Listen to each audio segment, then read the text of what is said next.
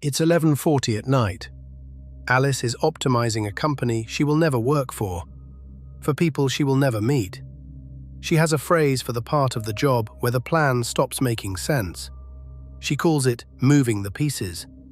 She is good at it. Tonight, the pieces move back. A woman crosses a mirror into a country where every rule is followed to the letter, and every rule is insane. A mathematician wrote that in 1871. He called her Alice too. Alice is a management consultant. She reads a room the way other people read weather. She knows which number the client wants before they do, and she knows how to build the slide that gets there. That skill has taken her a long way, and it has taken something in exchange. Somewhere in the fourth hour, she stops being able to tell whether she is solving the problem or she is the problem. She leans toward the screen to check. The screen lets her through. On the board, she is a pawn. Nobody says it unkindly. A flower the shape of a KPI explains the rules. She may move forward one square at a time, except at the start, when she may move two, and she may never move back. She asks who made the rules.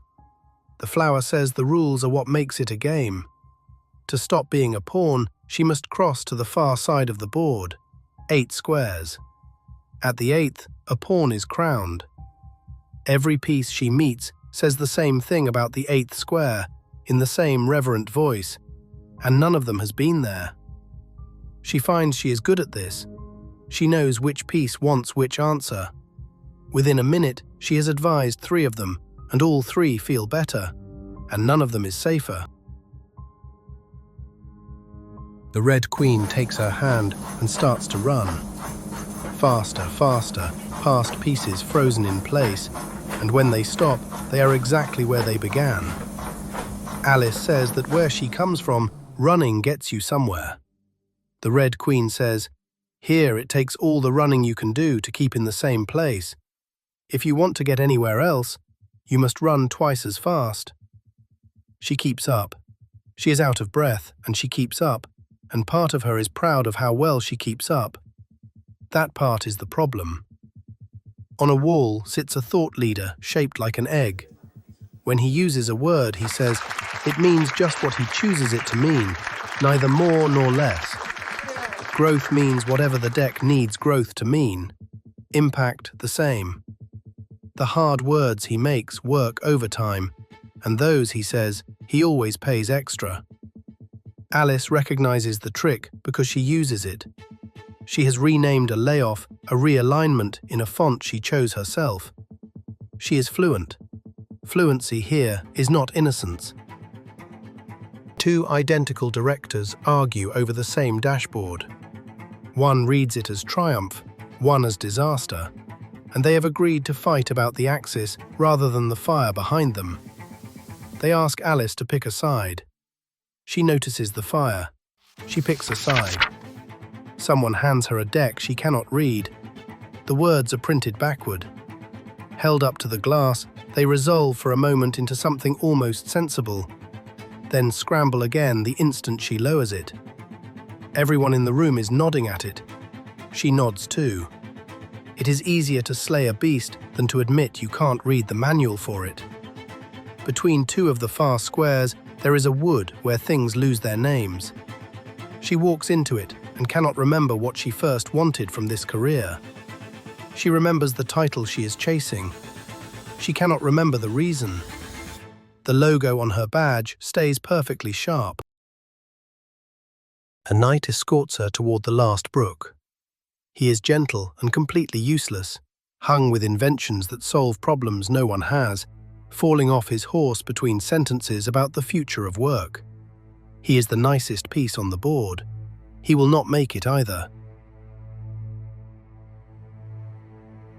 She has spent the whole game believing she was the one advising the pieces.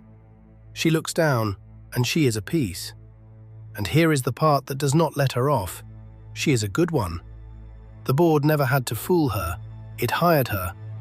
A pawn that plays badly is removed from the board. A pawn that plays well is allowed to keep running. Somewhere above the squares, someone benefits from the difference. It is not a monster, it is a shareholder. The man who wrote this was a mathematician. He spent his days inside systems where every step follows from the last, and the whole thing can still arrive somewhere absurd. That is the country behind the mirror. Not a world with no rules, a world where the rules are obeyed perfectly, and being obeyed is not the same as making sense.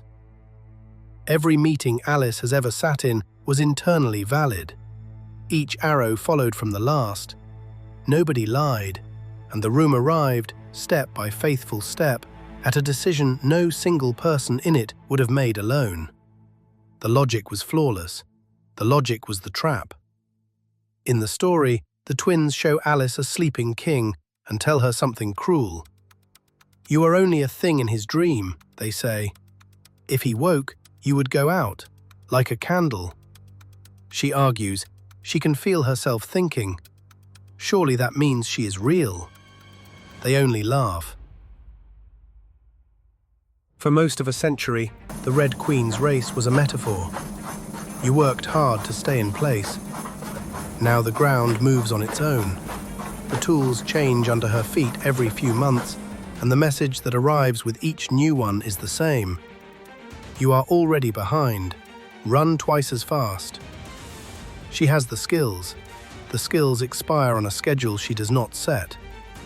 The people who keep a system like this running are not its dupes. They are its best students. It does not need villains. It needs competent, tired people who can rename the fire, hit the number, and privately know better. Alice is very competent. When enough words mean whatever the deck needs, a company can be thriving and hollow at once, and both can be true in the same slide, and no one has technically lied. She crosses the last brook, the 8th square. A crown comes down onto her head, and she waits to feel it. She reads the engraving on the rim. It is a longer title than the one she had. That is the whole of it. That is what was at the far side.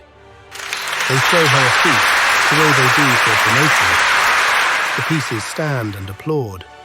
Then the plates start speaking, and the guests begin to blur into one another, and the celebration tips into the same nonsense she has been walking through all night.